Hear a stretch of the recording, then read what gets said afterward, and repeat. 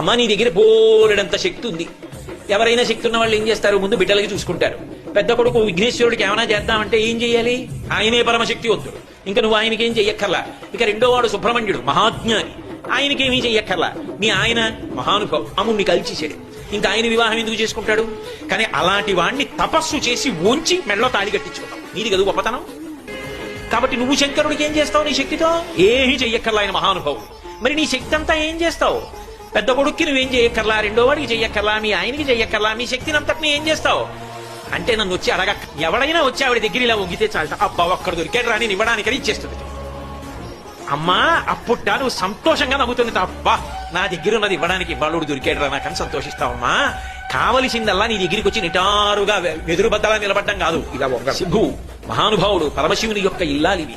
అమ్మా లోకములను కన్న తల్లివి, అపారముగా అనుగ్రహించగలిగినటువంటి జగన్మాత